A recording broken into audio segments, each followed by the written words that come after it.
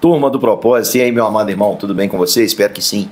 Um capítulo das Escrituras todos os dias, orar todos os dias e buscar mudar à luz da palavra de Deus são os objetivos do nosso grupo Propósito. Vamos juntos hoje, o capítulo 4 do livro de Eclesiastes. O sábio Salomão vai mostrar para nós uma realidade e vai apontar também uma cura. Uma triste realidade e vai apontar uma cura.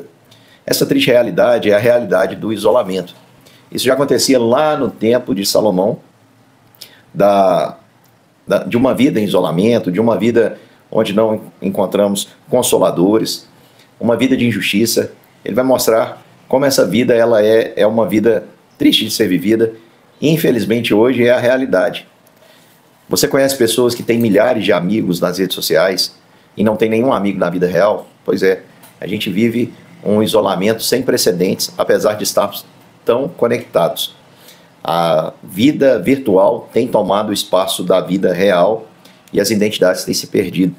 E muita gente tem vivido a miséria do isolamento, que é o que o sábio Salomão aponta aqui no capítulo 4, principalmente nos primeiros versos aí, do versículo de 1 a 8. Por exemplo, do versículo 1 a 3, ele vai falar sobre a dor da opressão. Ele diz que ele viu ainda debaixo do sol, ele viu lágrimas dos oprimidos e não havia ninguém que os consolasse. Ele viu a violência contra os oprimidos, mas não havia ninguém para consolar, pelo que nessa situação, olha a conclusão que ele chega, ele diz que ele tem mais felizes os que já morreram e mais felizes ainda aqueles que ainda não nasceram. O que ele está dizendo é que em uma vida onde existe a opressão, a dor, e não exista ninguém para estender a mão, para trazer o consolo, para trazer qualquer esperança, é uma vida que, segundo ele, a sua constatação ali, vamos lembrar que Salomão está descrevendo a vida como ela é, ele diz que é uma vida que não vale a pena ser vivida. Ele tem como mais felizes aqueles que morreram. Ele descreve também uma realidade que é difícil admitir, mas que, de fato, nós podemos perceber o tempo todo. Ele fala que o homem vive competindo com o outro. No versículo 4 ele diz: então eu vi que todo trabalho e toda destreza em obras provém da inveja do homem contra o seu próximo. Isso também é vácuo, é vaidade, é correr atrás do vento, não leva a nada. Mas é uma realidade, irmãos. Quantas vezes as pessoas trabalham, mas a motivação é competir com o outro, mostrar que é melhor do que o outro, mostrar que pode mais que o outro. E ele está dizendo que isso também é ilusão. E ele mostra o oposto.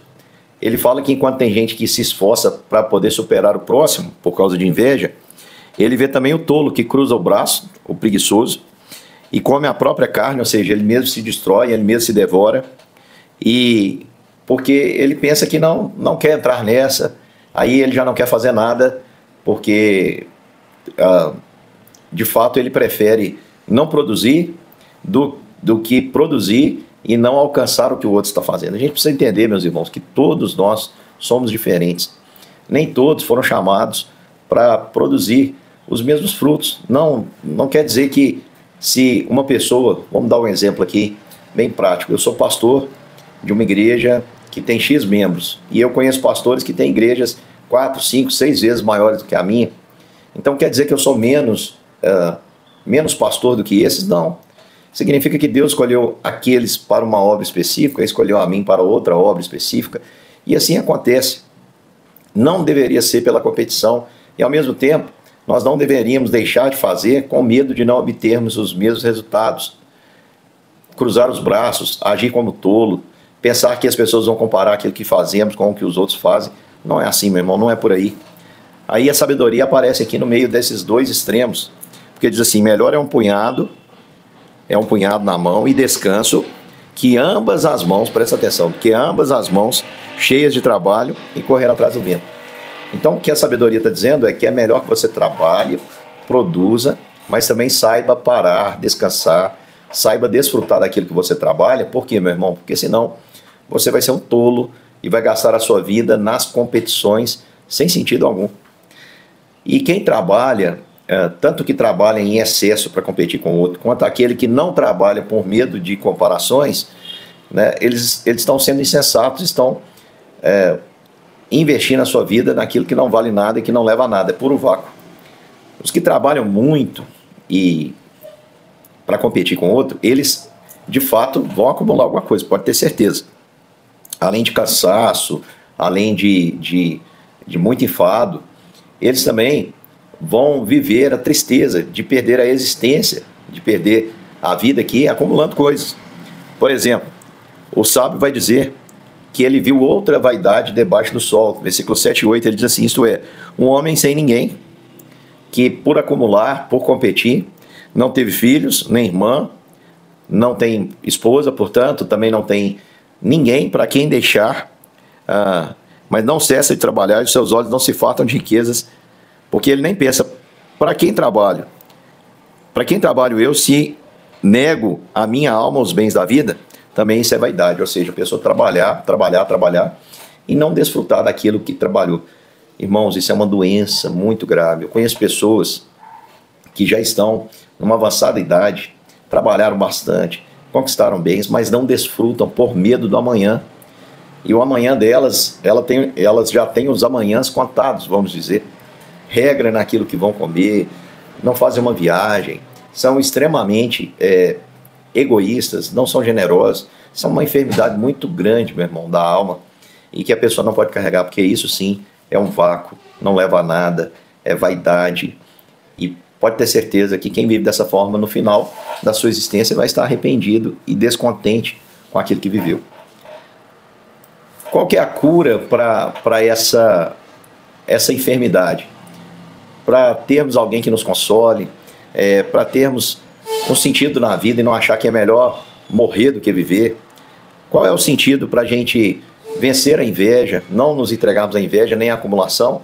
É a comunhão. O milagre da comunhão está descrito aqui em Eclesiastes capítulo 4. Depois ele falar que é muito triste um homem sem ninguém que trabalha e não compartilha o que ele tem com ninguém, ele vai dizer, melhor é serem dois do que um. Esse é um texto muito utilizado para casamento, eu mesmo gosto muito de pregar nesse texto sobre casamento, mas a gente faz uma aplicação figurada, porque o que esse texto está dizendo é que é melhor você ter companhia do que estar sozinho. O casamento não é para todo mundo, mas imagina, você tem seus irmãos, você tem uma família ao seu redor, você tem com quem compartilhar, tudo tem significado. Então aqui vai dizer que é melhor serem dois do que um, porque se um cair, o outro levanta. Ou seja, nos momentos de queda, um está pronto ali para levantar, mas se estiver sozinho, quem vai levantar? Como é importante, irmãos, quando a gente está caminhando, porque nós estamos sujeitos a diversas quedas, quedas emocionais, quedas financeiras, quedas espirituais.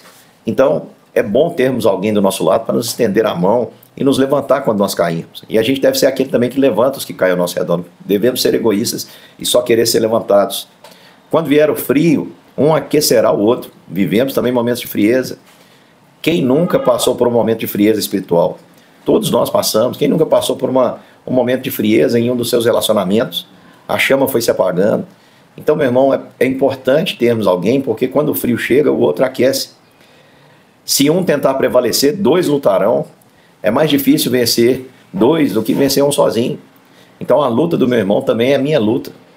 É muito mais fácil, irmãos. Muitas pessoas estão vivendo aí o fenômeno dos desigrejados, falando que não precisa de uma igreja para ser crente. Isso é mentira, meu irmão. Você precisa de uma igreja, sim. A palavra igreja, eclésia, vem de assembleia.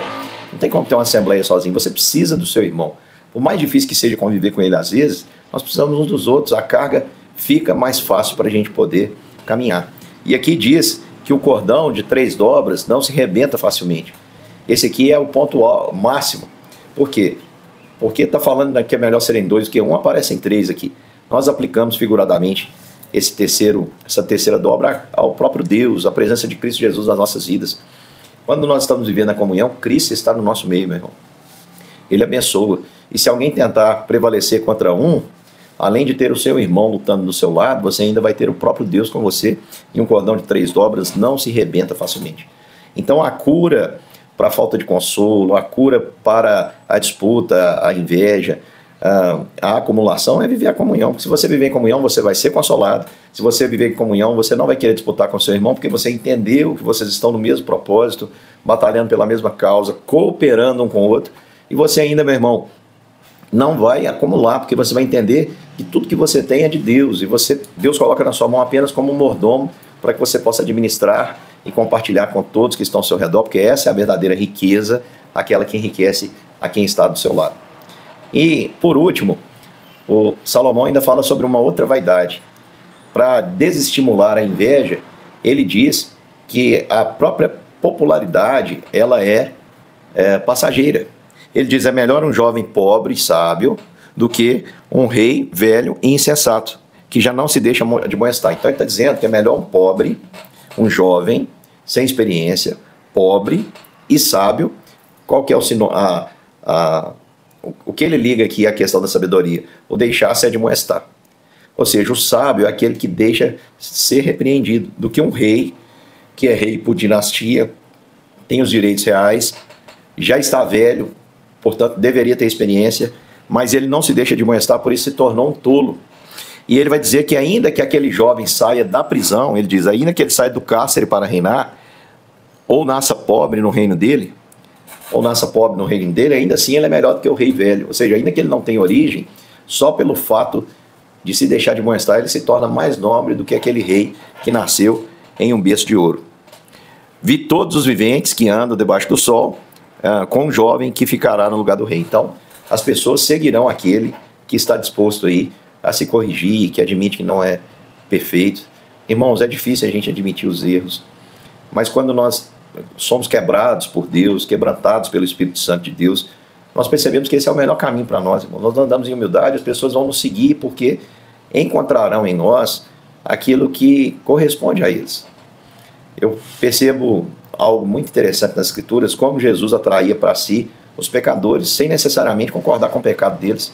Mas por que os pecadores, eles iam até Jesus? Porque encontravam em Jesus graça, misericórdia.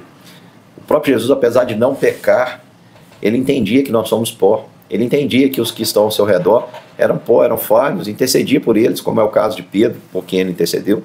Por isso, meu irmão, quando nós admitimos também que erramos, nós transmitimos graça para quem nos ouve, graça para quem está ao nosso redor. Sabe o que é o triste dessa história toda? É que ainda assim Salomão vai dizer, esse jovem foi seguido, mas, versículo 16, era sem conta todo o povo que ele dominava, então o pessoal abraçou mesmo a causa dele, diz, nós estamos com você, tampouco os que virão depois dele hão de se regozijar nele. Na verdade, também, isso é vaidade, correr atrás do vento. Isso significa que qualquer obra que você faça hoje, com o tempo, meu irmão, será esquecida. A verdade é essa, pouquíssimas pessoas têm uma existência que ecoa por gerações, gerações e gerações. A gente vive aqui, trabalha bastante, cumpre a nossa jornada, daqui a pouco nós vamos ser o retrato na estante de alguém, daqui a pouco esse retrato vai ser guardado num porta-retrato, e daqui a algumas gerações ele será descartado e ninguém mais se lembrará. É assim. Então Salomão está dizendo para nós, para tomarmos cuidado com aquilo que o nosso coração muitas vezes pede ou deseja. Para a solidão, há a cura da comunhão. E para a popularidade, meu querido irmão, não queira essa glória, a glória eterna é só de Deus, mas cumpra a sua missão, sem pensar no que vem depois de você, deixa a sua marca aqui. Se você fizer isso, ainda que não lembrem do seu nome, pode ter certeza que os frutos continuarão a ecoar pela eternidade. Deus abençoe sua vida, meu irmão, um grande abraço e até daqui a pouco para mais um capítulo das Escrituras.